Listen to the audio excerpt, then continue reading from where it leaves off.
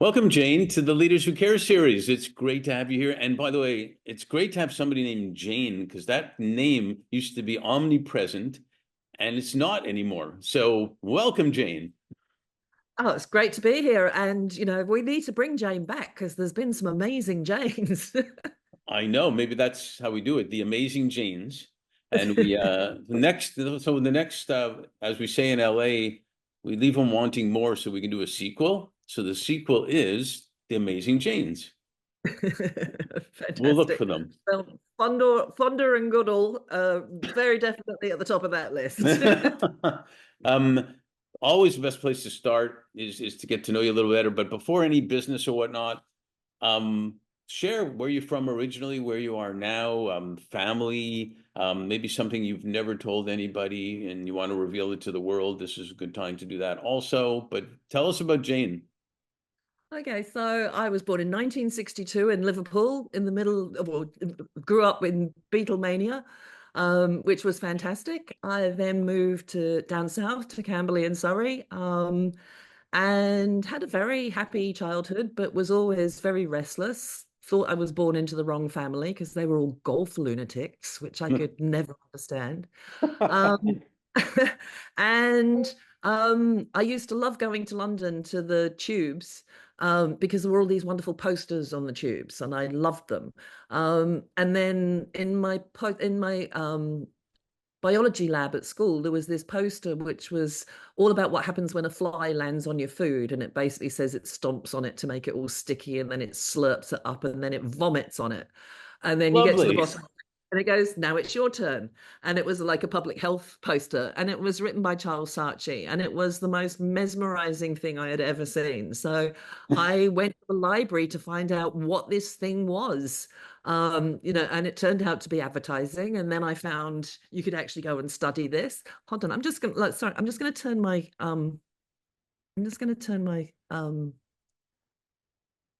everything's pinging at me. It is. I don't see it. Oh, can you not hear it? It's No, like there's pings going off. I'm getting notifications all the time. I I thought it think was they going were to getting excited about the bug and everything that landed on the whatever. That's like actually something I don't want to visualize, actually. But I'll send you the poster because it's absolutely fantastic. So if you're going to put this in here, I'll actually send you the poster and you can put it up with the cast. So super um, super so where cool. was so Well, where let was me let so I, me let, let me grab onto that. So then, what were you like as a kid then, as a teenager, if you were you very curious, were you an organizer of friends? Were you a writer, a reader, sports, music? What were you like?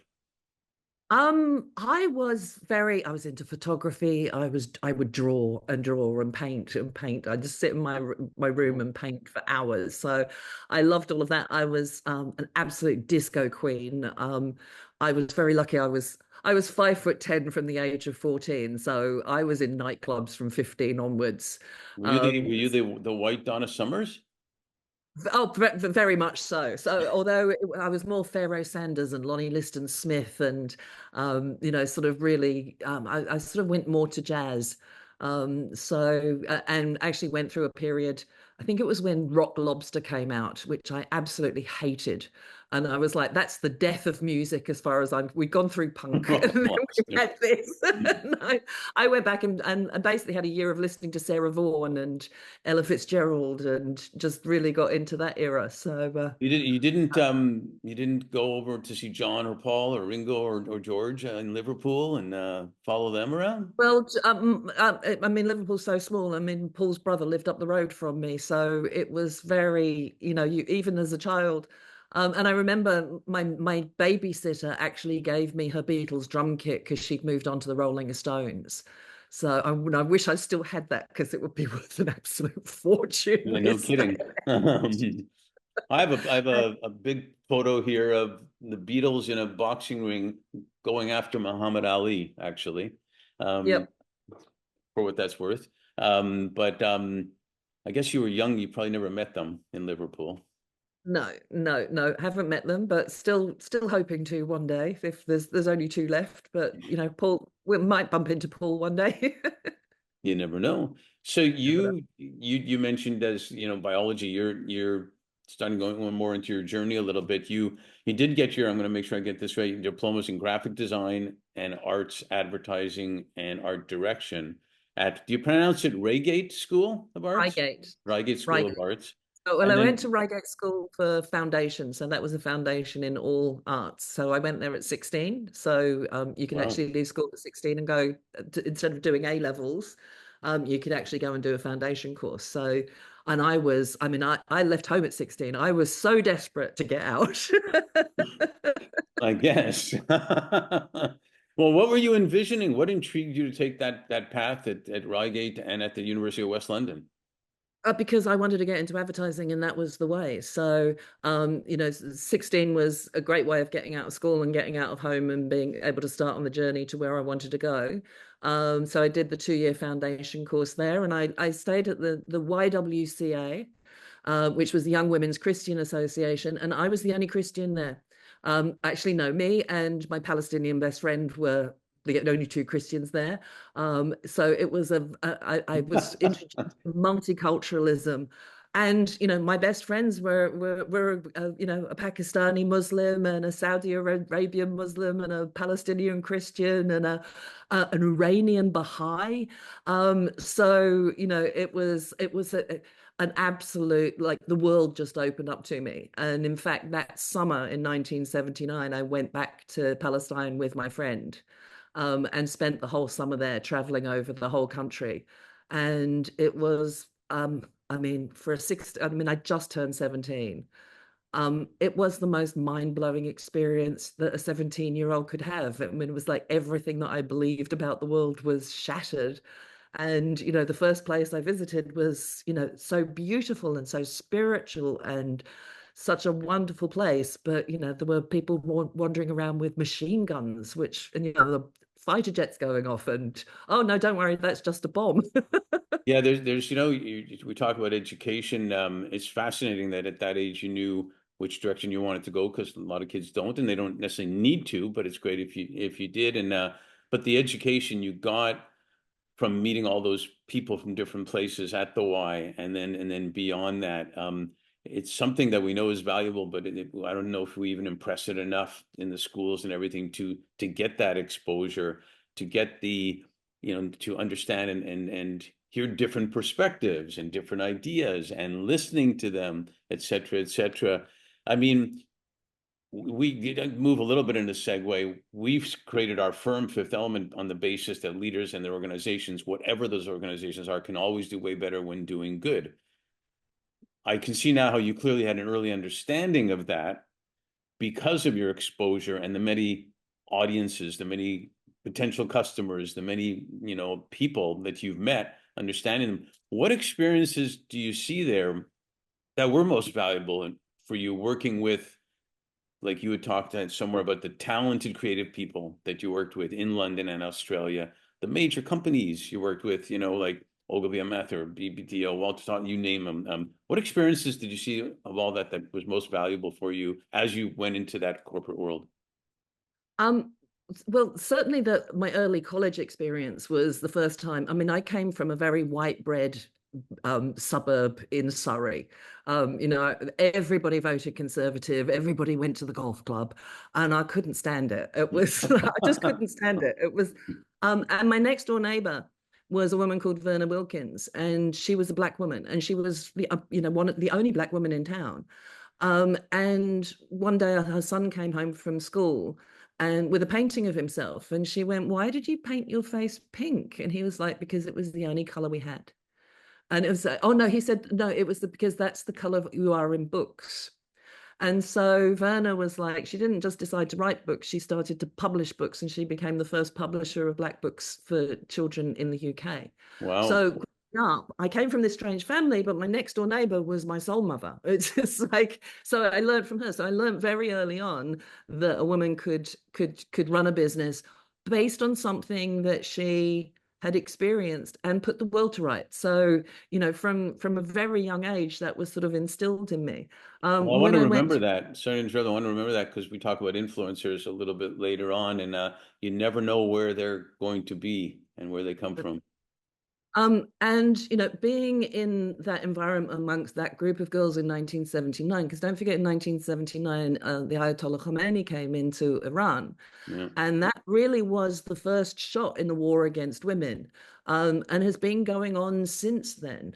And especially having, I mean, I don't know whether you know about the Baha'i faith, but the Baha'i faith is um, it's the progressive revelation. So they said they had the original prophets, which belong to the Jewish religion. Then you've got Christ, who was a prophet. Then you've got Muhammad. And then they've got the Baiul, who came out in the 18th century or 19th century. And he had the next stage of the progressive revelation. So he's hated by the Muslim world, rejected by the Jewish world, rejected by the Christians, and it's a very small religion. But they believe in the world being one place. Sort of they don't believe in lines.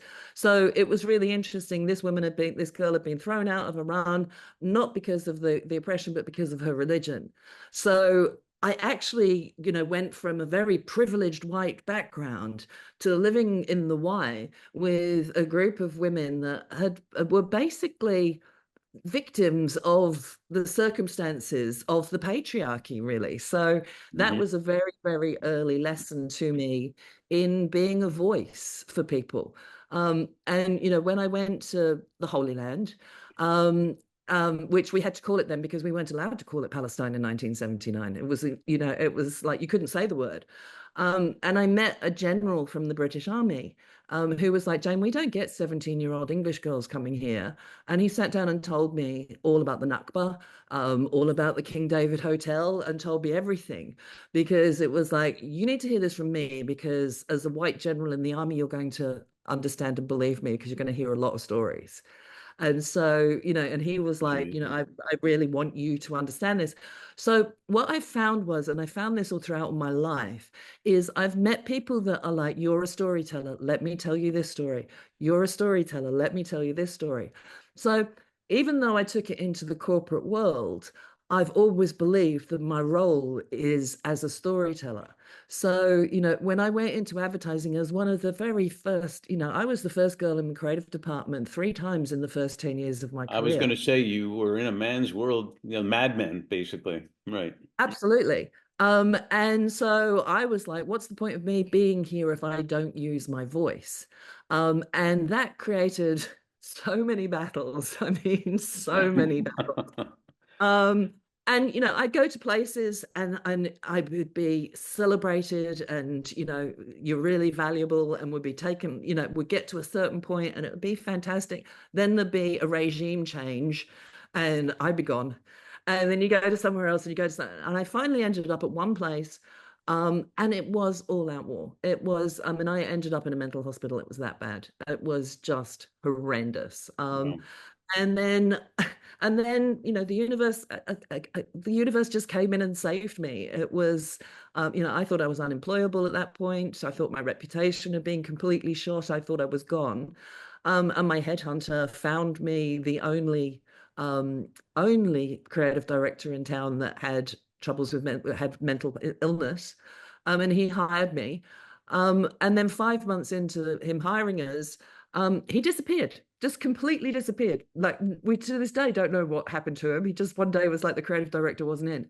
And so Oh, we went to a client meeting, and there was a woman. She was just about to retire. She was in her late 50s. She was just about to retire. We walked into the meeting, and she went, well, this is the first time I've ever had a senior female creative team on my, I'm going to swear in a minute. I hope that's going to be all right, but I don't know how to fine. sell this story without it.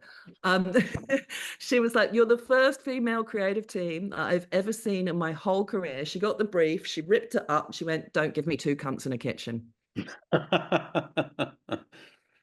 That's And clear. And it was a washing powder brief. She said, I've been selling to women for years and I've never, ever had a senior woman in to take the brief ever in my whole career. And so we had no creative director, and we had a client that had given us a free brief. So me and my copywriter, we just went for it with everything that we had, because we just knew that this was an open goal for us and we had nobody stopping us. And we ended up creating a campaign that was remade around the world. It was the most successful washing powder commercial that ever been.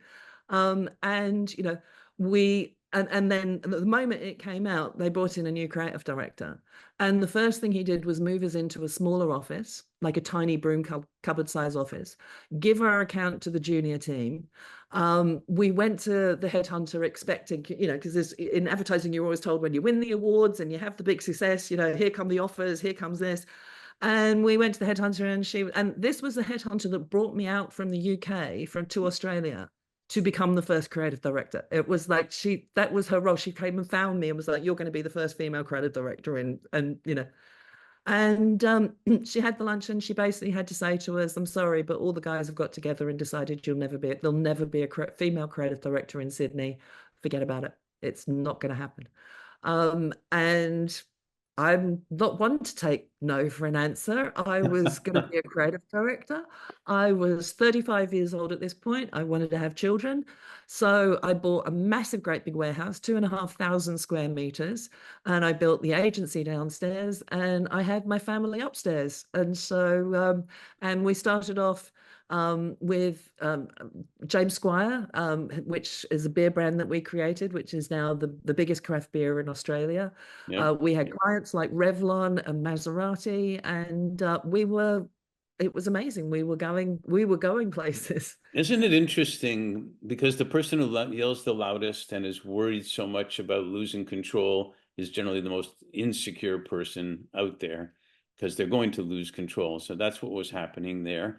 And they had the excuse because that's the way it always was, so they could do it, even knowing that there's such a big audience in women, even knowing that it's probably a good thing. They were too insecure to stand up for it. And but things happen for a reason, right? And you took, if I may, a giant leap to raising a family and starting an agency. And it must have been exciting and, would you say, a little scary at the same time? I don't think it was scary. It just was like it had to happen. Again, people sort of say I'm fearless, or Jane, I don't know how you put, how you keep getting up from everything, and I'm like, well, what's the other choice? Right. It was like the other choice is giving up. So I didn't see it as frightening.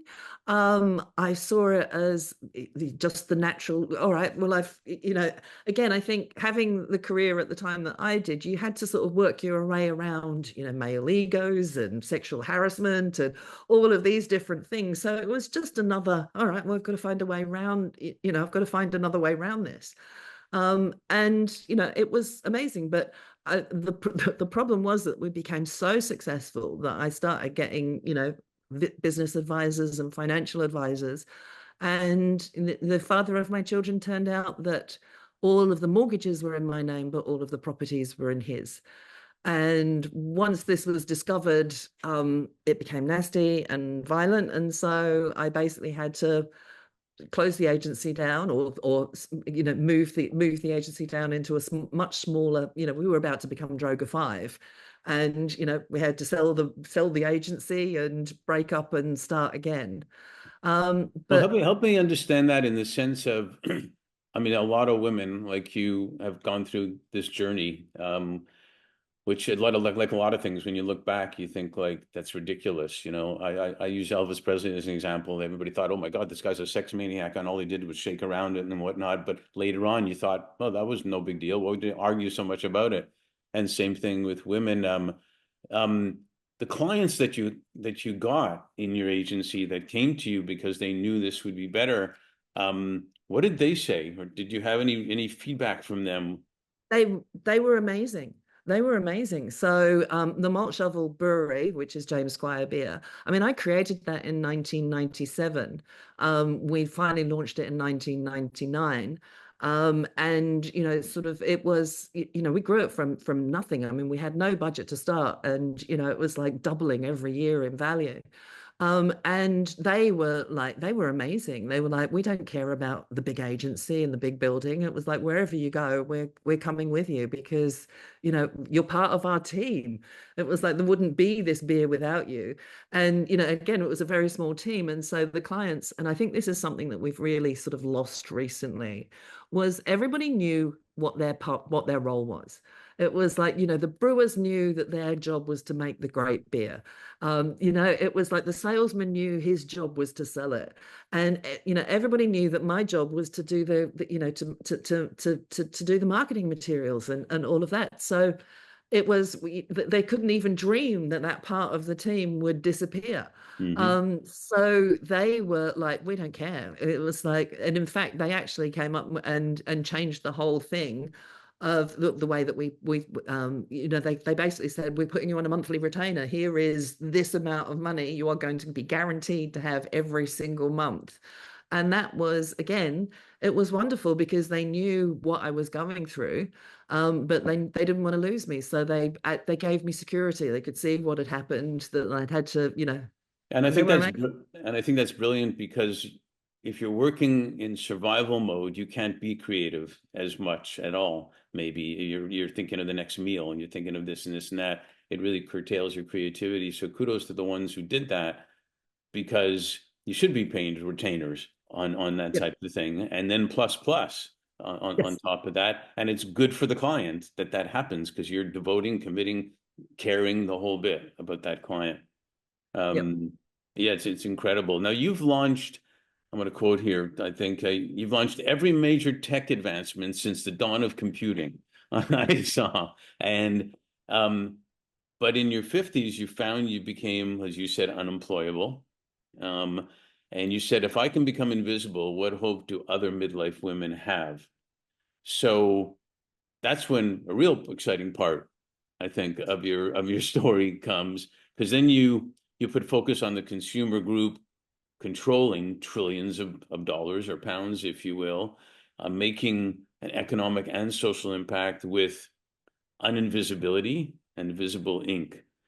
And I got to continue for a minute because I love how you described as a part activist, think tank, educator, creative agency, and 100% business, which is awesome. Share your next journey. And by the way, this scholar Kobe Bryant, do you know who Kobe Bryant was? Yes. Yep. Yeah, I call him a scholar because he said something brilliant that other people have said in different ways. He said we all have to have our dream, our goal, whatnot, maybe the championship or whatever it may be, but you got to know the dream is right now, no matter what it looks like. And so describe your life as it started happening then and now, and why and if and how you're enjoying that journey. Okay, I'm probably enjoying this part of the journey the most. Hmm. Um, I think because there's something wonderful about being post-menopause that nobody ever talks about is you get this boost of confidence, you get a boost of testosterone, you get a boost of inspiration. This is why you see so many women in their mid 50s, writing a book, making a film, going and traveling. It is a real, we get this boost and it's fantastic. It's like a second life. And we've got this nice long life. So we can actually start again quite easily in the middle. And I found that I was forced to start again in the middle, but I think, we can actually make it that women can actually start making this choice, which would be fantastic. So I came back from Australia. So after my agency, basically for the next 10 years, I just ran a little cottage industry. It was no longer going to build the big agency network. It was like I was a single mother. It was like, in a much smaller premises. And, at the time in the industry, everybody was sort of specializing. So I became the beer goddess. And I think I created something like 18 different beer brands over the next 10 years. And I don't even like beer. I don't drink beer. I don't, I don't like it. And I was like, I Well, want to that way drink you're more. not drinking the profits, so I guess that's good. Oh, I've got free beer for life. They offered me free beer for life because they knew it'd only be like birthdays, weddings. I love that. Um, so so anyway, my eldest daughter is a very talented singer-songwriter. She got opportunity to go to the top college here in the UK. My youngest was about to start high school, so it was like, well, if I ever go back to London, now's the time to do it. So I sold up in Australia, came back, and decided to take my maternity leave. And both of my kids are, 3 days later were on my desk in their little bassinets. So I was like, I'm never taken time off. So I took a couple of years off and went to the National Film and Television School and actually learned screenwriting, which I figured was again another tool to the arsenal. I'm a storyteller. Let's see if we can write something more than 30 seconds. Then in 2015, the figure came out that only 3% of the world's creative directors were female. And that's important because that's ultimately who decides what we see.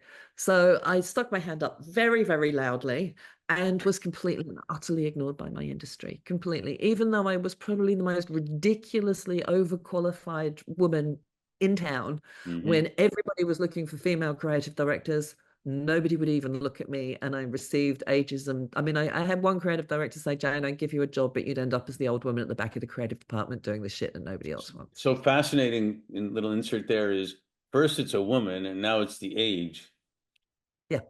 So, it was like but ageism's been there all the time. I mean, started at 20, so I Right. was way too young. So even when I had 10 years experience, I was still too young. And then when I got to 35, I was too likely to be pregnant.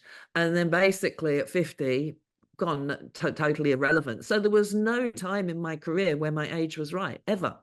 So, and I think that's something that all women suffer from.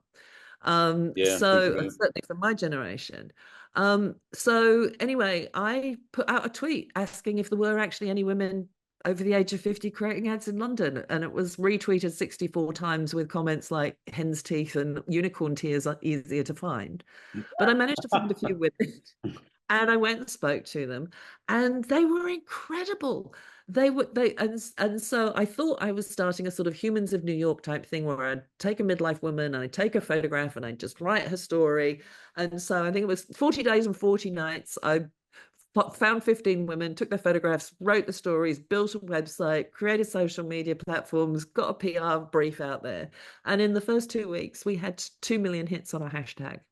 Um, and it was amazing. But then the emails started coming through, and they were, I used to be a PR whiz, I'm now driving a bus. I was a VR director for the BBC. I'm now wiping the ass of an Alzheimer's patient. I was one of the world's first VJs. I'm now applying for jobs as a hotel maid. And I recognized that what was happening to me was happening to all professional women of my age. And again, it was like part of what I do is to try and educate people. So when I go and do speeches, I get everybody singing Bohemian Rhapsody. Everybody can sing every single word of Bohemian I Rhapsody, love whatever. Bohemian Rhapsody. Everybody loves Bohemian Rhapsody. And then I go, do you know what happened the same time that became number one? And everybody goes, no. And I go, the Queen signed equal opportunity into law. And people just fall over. They have no comprehension. And so, I sort of say in 1975, a 70-year-old woman now would have been 21 years old. So we're actually only just seeing the first generation of women complete the complete career path. And what we're seeing is the last 10 years are non-existent. Now, I think our campaigning over the years has changed that. And not just us, but I think we've been very much leading the narrative. So what we're seeing now is the women 45, and we classify midlife, we work for midlife women. So we classify 45 to 70 as midlife for women, which is the end of fertility to the end of your working life. So what we're seeing now is the 45-year-olds that are coming in have had equality their whole lives. From the day that they were born, they've had equality. So, and what we're seeing is there's a mass of them. There's like so many of them. So, what we're finding in the UK, I don't know whether it's happening in the US, but there's a massive push about menopause and perimenopause and menopause in the workplace, because I think they think that we all lost our jobs because of that, or they're thinking that they're the first women that are going through this. And we're sort of saying, no, no, no, we all lost it. And We've it was been like, there. you're all getting menopause. And I think, again, when we started, we didn't realize that we were all the ones going at the next round of redundancies. It wasn't until we all started going together. I remember my business partner, when I first met her, she got to the end of my spiel and went, I lost my job at 45, and Jane lost her. And it's almost like this sort of realization that this was happening to us. So, what we're trying to do now is we're training midlife women to get back into the work in as many numbers as we possibly can, so that we can show younger women that you can pick up your career past 45 and absolutely kill it. And the reason why this is important is because it will actually make things easier for younger women. Because at the moment, they rush to get, they go to university, they get a job, they try to find a partner, then they've got to get to as high as they possibly can till they can possibly even think about having a break. And then, they work real, they and from experience, they're not doing motherhood as well as they could. They're not doing their job as well as they could. And it's impossible to be 100% on both. So, if women can actually start to see that you can actually pick up your career at 45 and fly, it gives everybody else so much space that the young mum that is really, really struggling can go, you know what, I can dial back the career for a few years and really concentrate on this that's important to me. And again, lots of women have children with special needs. They have parents that get old. I mean, I think it's women worldwide are responsible for something like 80%. I can't remember the exact figure of the emotional workload. Yeah. And that's not going to change. That's just not, it's part of our nature. It's who we are. And, trying to pretend that we're not, or trying to get guys to do it when they don't have the same ability, empathetic ability to be able to do it, then we've got to design women's careers about our biologies and needs. So again, if we can embrace, we're all going to be working till we're 70. We're going to be living till we're 90 or 100. So, this idea that you've finished at 45 when most women really haven't had a chance to get going. And the women that we work with, they're so full of energy and so want to learn and thrive. It's really quite incredible. And I mean, we work with WPP doing a program called Visible Start, which trains women to get back into advertising and marketing. Yeah. And Karen Blackett, who's left now, but she was I think UK manager for WPP. She was like, we've got some real rock stars out of this, like real rock stars. And, Mark Reed, who's the CEO of WPP, is like, by employing midlife women, we're actually getting a competitive advantage. So, Absolutely. it's, so they're, that we're just signing up for next year's course. And, we've trained like 900 women now. And, they're all going out and getting jobs. They're all raising their confidence. But the first 3 weeks of any course is building up these women's confidence, because most of them are completely and utterly broken. They're absolutely in shock. And I know when it happened to me, it was like no matter what happened in my life, I'd always been able to rely on my talent. And this was the first time ever that I couldn't rely on my talent. It was like no matter what was happening in my personal life, I was really damn good at what I do. So to find out that that was that weapon in my arsenal was gone was Yeah. really quite devastating. So for me, I was like, all right, well, I've always had a brief and I've always had a client. And so this time it was like, okay, well, I'm going to make midlife women my client and I'm going to make midlife women my brief. And I've had so much fun doing this because it's like opening people's eyes to who we are and what we can do. I mean, I had one girl today, she's like, I'm 37, please, can I join? Please, please, I want, please. I want some of your wisdom, I want to see you. And again, younger women are like, we need role models. We need to see these women getting up and especially at the moment in the world where there's so much uncertainty, Yeah. I've been through 3 recessions. It was like, all right, so we're going to have a bit of a trouble with the economy. Don't worry. We'll get out. We'll get through it. Well, that's the right attitude with everything that's going on. And I think, we do a lot of work with what we call untapped talent, and there's so much untapped talent that you know, women who are veterans, women who are refugees, women who have been incarcerated. It's amazing how many women come out of incarceration for ridiculous things and so on. And hopefully we're getting to the point where more people aren't insecure about having women and actually see the value of bringing women and people who are older, whatever older even means anymore, bringing that wisdom, bringing that energy, bringing all that. And I saw an interview once with a woman interviewing another woman, and she said, "Well, I was a mother now. I want to do some work." And really do something more. And the other woman, who's very conservative, says, "Well, wasn't being a mom enough?" Actually saying to her that why should you do that? And she said, because it doesn't take away about me being a mom. It just I want to do even more, and I know I'm enough is enough, but I want to do that. And so there's certain people, men or women, that do put barriers up, but I think we're hopefully at a point where we're realizing the opportunity of having women voices in there. There is a reason there's women and men. We're different. We have strengths and weaknesses. Why not work as a team? Who would have thought?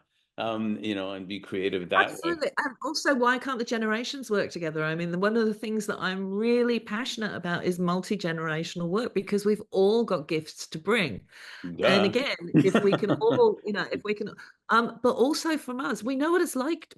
My grandmother had this fantastic quote, which whenever I put it out, people go, "Oh my God, that's brilliant copywriting." I'm going, "Thanks, Grandma." And it was like, "I've been your age, you've never been mine." And, I've been a young 20-year-old at the start of my career. I've been a struggling mother. I've been through a divorce. I've been through, so many things, but Yeah. I'll still go into bat and I'll go and fight for anybody. So, in the same way as I did back, in the older days, it was like people would always come to our office. The women would always come to our office. It was the first place they go if they ever had a problem at work because they knew that me and my copywriter and my copywriter's a woman by the name of Jane Caro AM, and she's ended up being a really fierce media commentator. So we're all still fighting. We've always fought, and it's never been found. And I think that's the thing, that the reason why we had to fight so hard was because they all thought we were fighting it was because we were personally ambitious. It was, I don't think they realized that we were fighting for all the women behind us. And and we still have that ability to be able to do that. So wouldn't it be great if in every office there was an older, wiser woman that you could go in and go, "You know what, I don't know what was that gas," and especially in this time of gaslighting. It was that, for us, it was, all of this was so out in the open. It was so easy to fight because it was, in your face and not hidden. But I Yeah. think, in the modern day, it's all still there. It's just, sort of under the haze of gaslight. So to actually have women that are not afraid to talk up to management, not afraid to go into bat for you, but are wise enough to go, "Actually, just leave that one. That's not worth getting your knickers in a knot over." Yeah, and You know, not being afraid of being described as angry or described as different things like that is ridiculous. But then that's insecurity on the persons that say that. They can't handle it. But I do think there's an opening for so much opportunity now, multi-generation, where I see younger people are saying, "Yeah, I'd love to have someone older than me around," and the older person saying, "I would love to learn from her who's 25 to teach me how to do the AI stuff or teach me how to do this and that and work together." I mean, that's what you I see. call. I'm going to take you to task on that one because I think we're teaching you how to do AI, and I'll tell you why. It's because to do it well, you need to have your personal bank of knowledge needs to be enormous. True. So to create an image, it was like, you know, if you know an aperture stop or a lighting technique, that will make your work so much better. If you've actually ever been used to creating something without any visual input whatsoever, which young people have not, they go looking for, take a bit from this, take a bit from that, whereas we had to go off into the wild blue yonder for our ideas. We actually have such a great ability to teach the AI. But what we find is, we run AI courses for midlife women. So, whenever we have anything to do with phones, because we're useless at phones, my 23-year-old TikTok influencer daughter comes in and teaches us, because we actually do need you to hold up the phone and go, "This button here, press this button here," because Did, there's all did she did we she did she teach you that why the VHS 12 keeps flashing too? The VHS used to have the 12 flashing and no one knew how to stop it from flashing. set the clock. Well, no, Yeah. that was because your mother always turned it off every night. Because in those days you had to take it. Yeah, she'd unplug everything because it was I seen as guess a the method. point is, and this is going to sound so brilliantly simple, is that we can all learn from each other, from experiences we have and experiences we want to have. And that's the point. Teams win championships, not individuals. Um, Absolutely, so that's absolutely. that's And there's the no reason why we should. And again, I think one of the reasons why we're teaching AI to midlife women is, we think you will be so much better than everybody else. There used to be an art director or creative director called Warren Brown, and he used to say to creators, "The one with the most reference wins." And so this to me is just exactly the same thing. Well, We've that's got actually brilliant because I was told the ones who know how and where things are derived from knows a lot because you learn where things come from and how to go. So it's the same principle in that, in that respect. Well, again, we say in LA we got to leave them wanting more, and then have a sequel. But I just think on one last aspect, because I was just on a conversation about conflict and peace, and women have a big role to play in that too, based on, like you were saying, the nurturing role, the not mine's bigger than your role type of thing that men have, etc. And it's not a knock against one or the other. It's using the strengths of each to get further. and also it's like giving you an opportunity to learn something. So when I went to the Holy Land in 1979, I was like, I need to understand this. And I've been on a journey for 45 years where, I can out-Torah most Jews I know.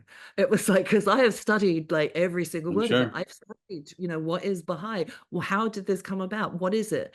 Because I want, and I have as many friends on both sides of the wall because You should. I want to be able to actually just try in my little way as one person to go here, here's and I think we can do that in so many things if we're going to You find can. in these times when everybody's left and right. It was like, yeah, look, I'm left and you're right, but actually we meet here and we meet here and we agree on this, don't we? And we Well, agree on that. we have a left arm and a right arm. If they don't work together, we can't button our shirt, Yeah, that type of thing. And we categorize and judge too quickly rather than actively listen to other people more quickly. So absolutely. I'm with you. I have one last, we're definitely gonna have to do a sequel. One last question I want to ask you here. A client told me in 2021, he was talking about the year 2020, the pandemic year. He said, that was a year that flew by slowly. And I thought, what a brilliant line. And it's kind of true that we feel sometimes like it was yesterday and yet years ago, all at the same time. With all I that think said, what are you most grateful for now that we're heading into the end of 2024 already? And what are you most hopeful for? Okay, so I am most grateful for all of the new toys, all of the new technology. It is to me, it's an absolute dream come true. So I love it. I'm so inspired. So all the AI, and I'm actually really, really positive about the future. Very positive about it. But we're in dangerous times, and I believe that we're birthing a new consciousness and birth is painful. So, and I I think wouldn't know there's, that part. You would better than me. I don't know, I walked in there going total sensory deprivation and backup drugs. That was So no, it wasn't clear. painful for me either. That was pretty clear. And so what are you most hopeful for then? I am really hopeful for a new sense of consciousness in the world where we basically draw a line. I think the world needs a reboot. I really do think it needs turning off and turning back on again. Well, And I some might think say that Mother Nature brought that with the pandemic. I agree, and I think the pandemic was an amazing time, and I think and I think we actually got a glimpse of what that would be. Yeah, I think we got a glimpse of what that future could be. We actually started, even though we were all separated, we got a great sense of community. I mean, in the UK, we all stood outside and clapped for the NHS every Thursday night at 8 p.m. So right. in many ways, it brought us so much together. And I see at the moment, what we're fighting is the fight of the old and new. It's, get you back into the office. Well, no, actually, we like being this. It was like, so, old energy, old ideas, new ideas. So, old philosophies, new philosophies. So I think what we're seeing is if you look at every single thing that is going on in the world, you can basically put it down to old and new. And so I hope that we can come into a golden age. We've got all of this. I mean, here you are in the other side of the world. I mean, when we were kids, could you imagine that we would be talking to somebody like this? I mean, it's Yeah, still mind-blowing to me that I can be talking to somebody on the other side of the world as if they're over the road. yeah. So, I think if we keep on looking at everything with an awe and excitement, and we keep ourselves open to new ideas, because there are so many new ideas coming. And I think, again, I love the thought of, and I can't remember the exact figures, but the sum total of human knowledge, how fast it is growing. I mean, they said, I wrote about it in my book. I can't remember the exact figures, but I think it was something like before World War One, it was the sum total of human knowledge would double every 200 years. And then after that, it became 50 years. And then it became 10 years. And now it's something like 21 minutes. And it So took us thousands of years to get here for some yeah, strange reason. I'll close, I guess, with first of all, I'm grateful that I have a great new friend on the other side of the pond, and truly a leader who cares, and I appreciate you for that. And that's also what I'm hopeful for. And I'll leave it with there was a letter Einstein gave to his son apparently to open when he had passed away, and he said that of all the things, and it's not a direct quote, but of all the things that I've done, I've been involved with and everything, the thing I'm the most disappointed that I didn't spend more time on was the thing that I think is the most abundant of all, and that's love. And that's, I think, maybe somewhere where we have to look big time into too. absolutely. I mean, I always say to my daughters, you are my greatest, you are and always will be my greatest creations. There is nothing I have Amen. brought into this world that is anything compared to you two. So, It's and if we can still keep on doing that and keep on creating all of these amazing creations, um, you know, they'll all grow older and they'll start having power. And I love Gen Z. I think Gen Z are incredible, and I hope we make a great world for them and we don't screw it up. amen. And that's still the biggest miracle of all is having those kids by far. Yes. So thank you. Thank you for being on our series. Oh, been fun. Good pleasure.